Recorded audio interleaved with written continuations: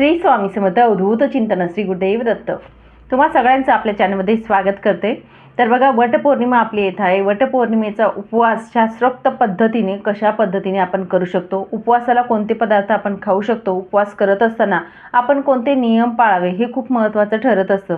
जेवढं सात्विक आपण भोजन किंवा सात्विक गोष्टी करत असतो त्याचं फळ हे अगणित असं मिळत असतं आणि तो उपवास किंवा ती साधना ही पूर्णत्वाला जात असते। म्हणून उपवास खूप महत्त्वाचा मानला जातो। आता फक्त या व्हिडिओमध्ये एवढंच सांगणार आहे की उपवास कसा करावा, कुणी करावा, कशा पद्धतीने करावा, काय खावे किंवा कोणते नियम आपण पाळावे हे आपण बघणार आहोत। तर आपल्या विषयाला सुरुवात करूया। तर सर्वप्रथम तुम्हाला सांगेल की उपवास जो असतो तो आपला येणार आहे 29 तारखेला, म्हणजेच 29 तारखेला पौर्णिमा प्रारंभ होणार आहे सकाळी 3:07 तर 30 तारखेला पौर्णिमा समाप्ती होणार आहे 5:27 बरोबर। तर कालावधी जो आहे उपवासाचा हा आपला येणार आहे 29 तारखेला। आता सर्वप्रथम मी तुम्हाला सांगेल की तुमच्याकडे जी पद्धत असेल त्या पद्धतीने तुम्ही उपवास करावा। बघा, सीमा ओलांडल्यानंतर प्रत्येक भागातली परंपरा पद्धती ह्या वेगवेगळ्या असतात। त्या पद्धती आपल्या घरात जे आपल्या आई सासू करत असतात ते जपणं खूप महत्त्वाचं आहे। त्या पद्धतीने तुम्ही करा, ते खूप महत्त्वाचं ठरत असतं। त्यानंतर दुसरं तुम्हाला सांगेल, जसं आमच्या शेजारी आहेत त्यांचा उपवास जो असतो तो पहिल्या दिवशी चालू होत असतो। म्हणजेच काय, आपण जो उपवास करणार आहोत 29 तारखेला, तर 29 तारखेचा उपवास करत असताना 28 तारखेला रविवार येत आहे आणि त्या दिवसापासून संध्याकाळपासून काही लोकांचा उपवास सुरू होत असतो।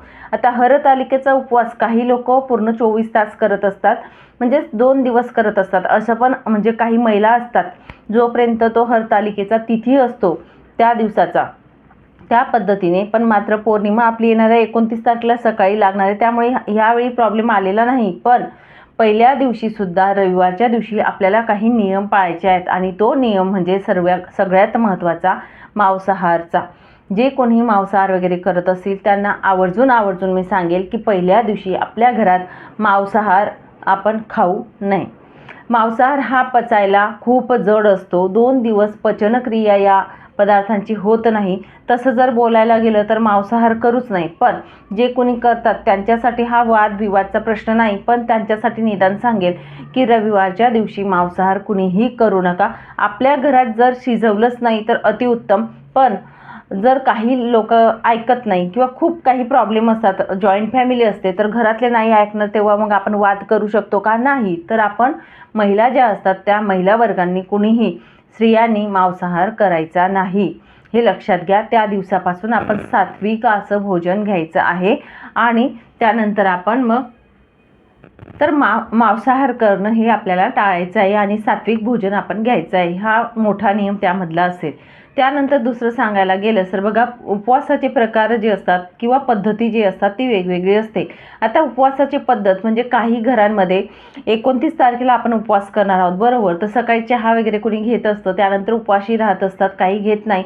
दुपारी पूजा वगैरे केल्यानंतर आपण म्हणजे संकल्प करतो, पूजा वगैरे सगळं काही केल्यानंतर आपण देवांना नैवेद्य दाखवतो आणि त्यानंतर आपण जेवण करत असतो, म्हणजे उपवास सोडत असतो, संध्याकाळी जेवण करत नाही। या पद्धतीने तुमच्याकडे करत असतील या पद्धतीने करा, किंवा दिवसभर तुम्ही उपवास करू शकतात, संध्याकाळी तुमच्याकडे उपवास सोडत असतील तर संध्याकाळी तुम्ही उपवास सोडू शकतात, देवांना नैवेद्य वगैरे द्यायचं, या पद्धतीने करा। किंवा दुसऱ्या दिवशी पूर्ण दिवसभर सकाळी संध्याकाळी उपवास करतात काही ठिकाणी, आणि 24 तासाचा जो उपवास मी सांगत आहे तो दुसऱ्या दिवशी म्हणजेच काय 30 तारखेला सकाळी देवांना नैवेद्य गोडाचं बनवून आणि नंतर उपवास सोडला जातो। तर या पद्धतीने तुम्ही उपवास करू शकतात। त्यानंतर तुम्हाला अजून सांगेल की या उपवासाला खायला जे पदार्थ असतात, म्हणजेच उपवासाचे आपण कोणते पदार्थ जेवण करू शकतात किंवा आपण उपवास सोडताना कोणता पदार्थ वापरावा। सर्वप्रथम काय खावं, तर तुम्हाला सांगेल आपण उपवास करत असताना या उपवासाला जे उपवासाचे पदार्थ असतात ते सगळे काही चालत असतात। हा उपवास काही असा नाही की महादेवांचा उपवास आहे की याला भगर चालत नाही, किंवा या उपवासाला महादेवांचा उपवास असल्यामुळे याला ठराविक गोष्टीच आपण ग्रहण करायचे, तसं काही नाही। या उपवासाला तुम्हाला साबुदाणे चालतील, त्या पद्धतीनेच तुम्हाला सांगेल फळं असतील ते चालतील, ड्रायफ्रुट्स असतात ते चालतात, फळांमध्ये तुम्ही ज्यूस घेतलं फळांचं ते पण चालेल, दही चालेल, म्हणजे दुधाचे जे पदार्थ असतात ते सगळे तुम्ही घेऊ शकतात, काही हरकत नाही। नंतर बटाट्यांची चिप्स असतात ते खाऊ शकतात, साबुदाण्याचे पापड, बटाट्यांचे पापड, या पद्धतीने तुम्ही सगळं काही उपवासाचे पदार्थ जे असतात ते खाऊ शकतात। त्या पद्धतीने तुम्हाला सांगेल राजगिऱ्याचे लाडू, राजगिऱ्याचे जे काही पदार्थ असतात ते तुम्ही खाऊ शकता, शेंगदाण्याचे पदार्थ खाऊ शकतात. या पद्धतीने खाऊन तुम्ही उपवास करू शकता. ठीक आहे.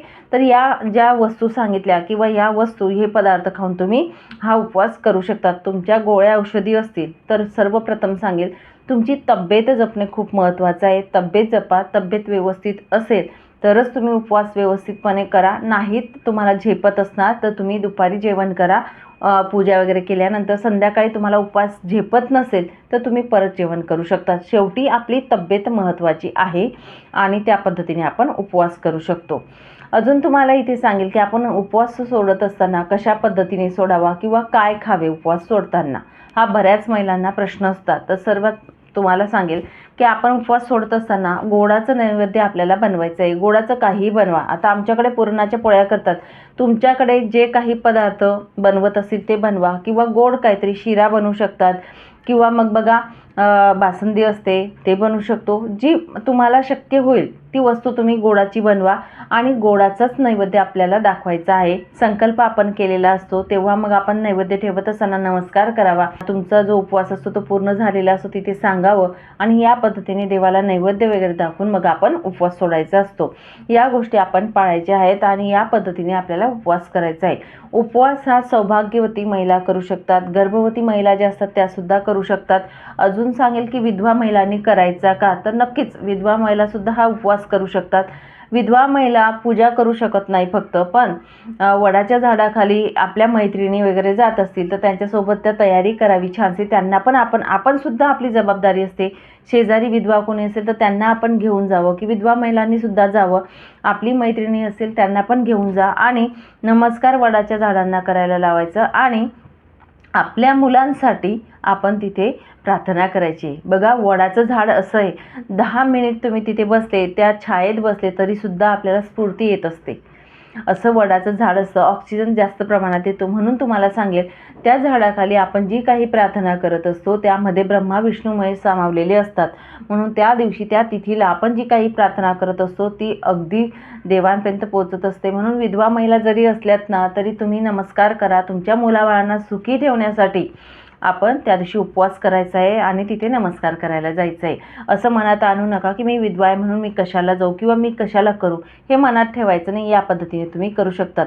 गर्भवती महिला असतील त्यांनी खाऊन पिऊन जे पदार्थ असतात उपवासाचे ते खावेत आणि करावा.